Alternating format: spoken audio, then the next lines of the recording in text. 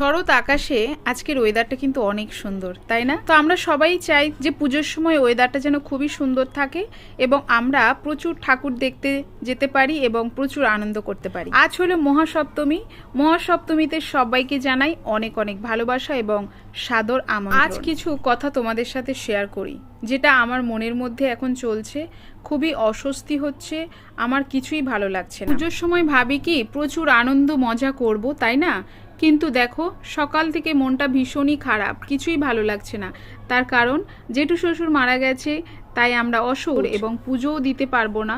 তো কেমনটা লাগে বলো? সকাল থেকে বাড়িতেই ছিলাম, তো বর বলছে তুমি মন খারাপ করে বাড়িতে বসে থাকলে হবে, তুমি একটু যাও না, গিয়ে মন্দির থেকে একটু ঘুরে আসো না। তাই ভাবলাম যে ঠিক আছে, স্নান করে মন্দিরে চলে এসেছি। আর এখন দেখো বাচ্চারা এই বন্দুক দিয়ে বাজি ফাটাচ্ছে, বেশ ভাল লাগছে। কিন্তু তবে আমার তো ভীষণ ভয়। আমারও তো ভয় ঠিক কথা, কিন্তু আমার মেয়েরও মাঝে মাঝে এরকমই ভয়।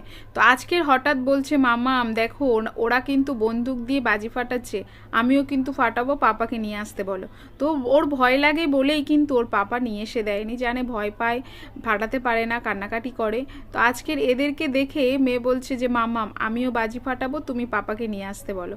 তোর পাপা এখন গেছে ওর জন্য এইরকম আর কি ক্যাপ, তারপরে এইসব নিয়ে আসতে। যত কিছু বলি আর যাই করি, মনের মধ্যে কিন্তু একটা অস্থিরতা কাজ করছে। কারণ কালকের মহা অষ্টমীর কত কত মজা করি। সকাল সকাল স্নান করে মন্দিরে চলে আসতে হয়, পুজো দিতে হয়। সবই করতে পারবো, মন্দিরে পুজো দিতে পারবো না, এটাই আর কি। তোমরা হয়তো খেয়াল করে দেখেছো আমি কিন্তু হাতে মেহেন্দি, নেলপালিশ এসব কিছুই পরিনি, কারণ ইচ্ছে করছে না, কেন জানি না, বিশ্বাস করো।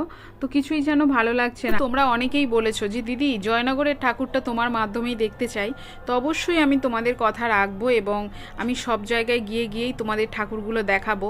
তবে আজ যেহেতু মহাসপ্তমী, তাই মন্দিরে এসে কিছুক্ষণেই বসে আছি। বাচ্চারা এখানে দেখো গল্প করছে, মজা করছে, হই হুল্লোড় করছে, আর আমি নীরবে মায়ের দিকে তাকিয়ে আছি। তো এত ভালো লাগছে, আবার মনের মধ্যে হচ্ছে যে মাগো এই পুজোর সময় তুমি অ্যাটলিস্ট আর কোনো এইরকম মানে অশুভ কিছু আর দিও না, যাতে তোমার পুজোতে আনন্দ করতে পারবো না। এটা আমরা সত্যি আর ভালো লাগছে না। কারণ আমরা সারাটা বছর অপেক্ষা করে থাকি এই পুজোর সময়, এই পুজোতে প্রচুর আনন্দ করব, হই হুল্লোড় করব।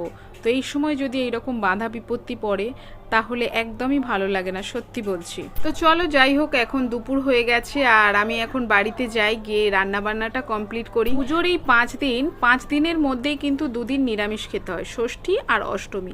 বাদবাকি দিন কটায় কিন্তু মাছ মাংস যে যেমন পারে আর কি রান্নাবান্না করে।